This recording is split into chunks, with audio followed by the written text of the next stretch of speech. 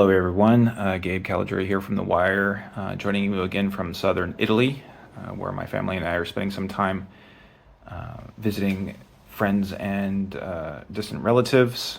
We're currently in a small Italian community with neighbors close by, so you might hear some neighbors speaking Italian or dogs barking or things happening in the background, so apologize for any ambient noise. But we did want to take a few minutes to give you an update today, and hopefully we'll be able to provide these updates to you every day regarding the ongoing situation in Israel. I'd say throughout Israel at this point, not just southern Israel. We are recording this just about 36 hours into the conflict after it began yesterday morning. It is currently Sunday afternoon here, just about 6 p.m. Israeli time. So, this information is only as good as the time that we provide it. It may be a little stale by the time you watch this. So for the latest updates, we provide almost real-time updates on Twitter/X. You can follow us there. Our handle is at FAI_Wire. We're providing updates there throughout the day on the latest information and providing some analysis as well. So that is definitely the best way to keep up with what's going on. If you want real-time updates, otherwise, these quick summaries once a day will hopefully work well enough for you to give you some information and prayer points and direction on how you can help. So here's what we know about what happened yesterday and where we are today.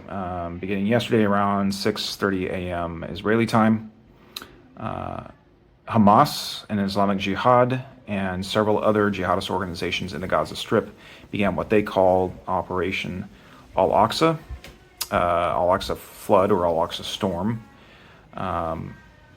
They announced this operation in honor of defending the Al-Aqsa Mosque on top of the Temple Mount.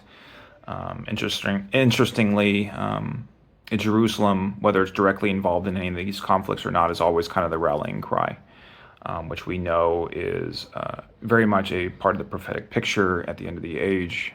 For instance, in Zechariah 12, chapter 2, where it talks about Jerusalem being a cup of staggering to the nations.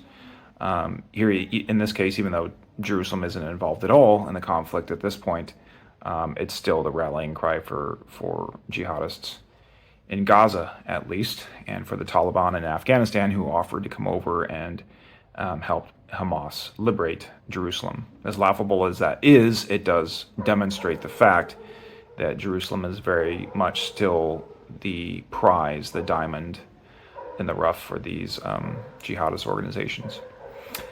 So after launching the operation secretly, they both figuratively and literally launched the operation with over 2,000 rockets into southern Israel, as far north as Tel Aviv, even as far northeast as Jerusalem.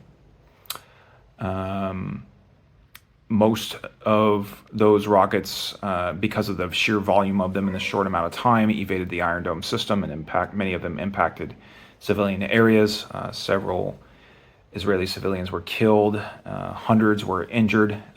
Currently, Israeli hospitals all around the south and central of the country are overwhelmed with the injured.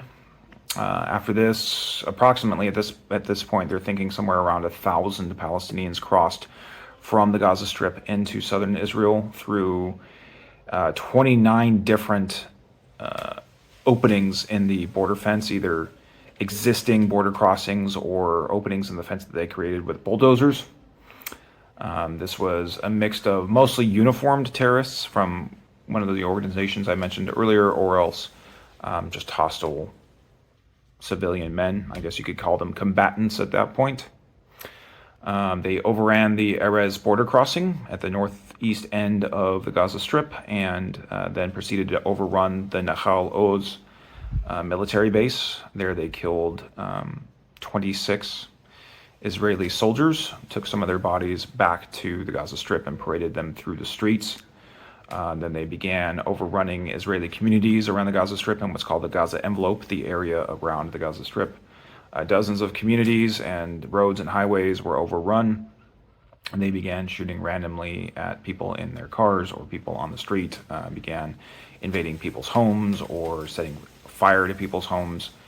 And at this point, as far as we know, they murdered around 600 Israeli civilians that way. 250 of those alone were at a music festival in the desert. That festival was being attended not only by Israelis but also by American and European nationals, which means that Americans and Europeans are among the dead. 30 of the dead were also officers in the Sderot police department. When the terrorists overran the city of Sderot, they occupied the police station, and when the Israeli military arrived, they began a siege of the police station. It lasted 20 hours. Finally took it back, but after they took it back, they discovered over 30 dead officers. Over 2,000 injuries so far by rockets and gunfire and other forms of terrorist attack that I've mentioned. So as I mentioned before, thousands of Israelis in the hospital system overwhelmed at this time. Somewhere between 60 and 180 Israeli civilians, and also we know now some foreign nationals, including Americans and Europeans, were taken hostage by Hamas and Islamic Jihad and taken back to the Gaza Strip as prisoners. Many of those, looking at the pictures, are obviously young women, so you can imagine what that means for them. Also includes families, children, elderly, foreign nationals, as I mentioned from the festival. Some very upsetting video has already been uploaded to social media showing prisoners being physically abused. Some of the women had bloody pants indicating sexual assault. Videos posted online showed young Israeli women being videotaped and their captors joking about making them into sex slaves. This includes underage girls, very obviously underage. And if this is reminiscent of what we saw, I think it was about almost 10 years ago with ISIS, when ISIS came across the Syrian border into Iraq and took Yazidi women and girls as by the thousands as sex slaves in Iraq. If it seems familiar, that's because both Hamas and groups like Al-Qaeda and ISIS come from essentially the same poisoned, rotten tree. The Muslim Brotherhood is kind of the grandfather organization of all these jihadists. From the Muslim Brotherhood came Islamic Jihad, which was originally an Egyptian organization, eventually opened a branch in the Gaza Strip called Palestinian Islamic Jihad. That is one of the groups that carried out the attacks yesterday. Hamas came from the Muslim Brotherhood, was the Palestinian branch of the Muslim Brotherhood. Several founding members of Al-Qaeda were members of Islamic Jihad in Egypt, including Ayman al-Zawahiri, who was kind of the theologian, philosopher, really codified the philosophy of jihad for Al-Qaeda, came from Islamic Jihad, and of course ISIS came from Al-Qaeda. So if you're looking at Hamas and Islamic Jihad and seeing similar tactics and forms of terror and barbarity, it's because they come from the same jihadist tree as Al-Qaeda and ISIS, the Islamic State. Some good news: most of the areas taken by the terrorists in the early hours yesterday have now been reclaimed by the Israeli military. Just a few remaining hot spots that they are clearing up around the Gaza Strip. The IDF is now obviously actively patrolling around the Gaza Strip, and thousands of Israeli reservists are showing up. There are 4 divisions of the IDF on their way down to the Gaza Strip right now. Hundreds of thousands of other reservists are being called up all over the country. The Israeli Air Force is conducting dozens, if not at this point hundreds, of airstrikes throughout the Gaza Strip, bombing Hamas's political offices and militia positions, military positions, the homes of Hamas and the PIJ leadership. The IDF claims it has killed around 400 terrorists so far, both inside Israel and in Gaza. The Palestinian Health Ministry confirms about that many number dead so far in the Gaza Strip, although they won't, specify whether they're terrorists or not. Today, the Israeli parliament officially declared war on Hamas in the Gaza Strip. That was being discussed yesterday. It's now official. The Knesset, or the Israeli parliament, declared war, open war for the first time in 40 years since the beginning of the Yom Kippur War in October of 1973. This obviously has caused a general mobilization of the Israeli military, and right now the Israeli military is giving instructions to residents in Gaza as to where to go, instructing them to go towards the middle of the Gaza Strip, indicating that a land incursion may be coming soon. This would be the first time that the Israeli military has crossed into the Gaza Strip in almost 10 years since one of the conflicts in 2014. Hamas has threatened to begin executing hostages if they do so. So we'll see what happens and how it happens, how it unfolds. But in the meantime, that's kind of the buildup that's taking place. There was some rocket and mortar fire along the northern border of Israel today. There was some fear that Hezbollah might either be working with Hamas to open a second front or might respond to what Hamas is doing and engage the Israeli military, take advantage of the situation to open up a second front along the northern border, as several members of the FAI family have already discussed, Dalton Thomas, Marco Moreno. War with Hezbollah would be 10 or 20 times as big as war with Hamas, just because of Hezbollah's massive missile arsenal, well over 100,000, maybe more towards 200,000 missiles, many of them longer range, many of them precision guided. So a protracted open war with Hezbollah would be much more devastating and consequential for Israel than any war with Hamas or Islamic Jihad could be. And there was some exchange of fire at the border. Hezbollah shot mortars towards an Israeli military installation that detects long-range rocket fire, which is somewhat concerning considering their arsenal. The Israelis responded with artillery and airstrikes against Hezbollah positions. Hezbollah responded again with rocket fire or anti-tank fire against Israeli positions, and flew a couple drones over the border. The Israelis shot the drones down. So that side of things is continuing to escalate. Hopefully, it doesn't escalate any further. We do have some friends and family up north in the Upper Galilee and Golan Heights. Some residents of Metula, which is right along the Lebanese border, surrounded by three sides, actually, by Lebanon, their residents have been ordered to evacuate. Over 25 communities around the Gaza border have been ordered to evacuate in advance of what's anticipated to be a larger ground war into Gaza. Prime Minister Bibi Netanyahu has promised to reduce Gaza to rubble, has told Gazan civilians to leave if they can. So things are definitely gearing up for a much larger conflict.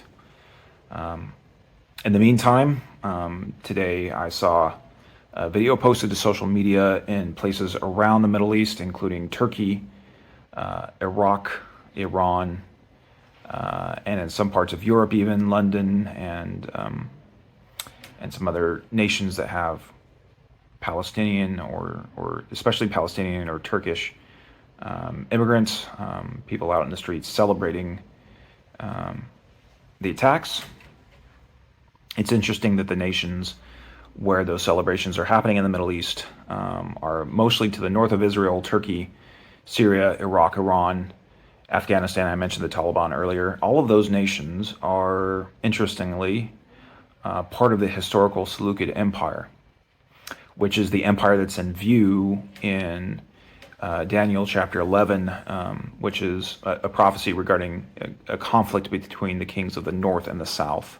The king of the north was centered, at that time, a Greek Seleucid king, was centered in the city of Antioch, which is today in modern Turkey.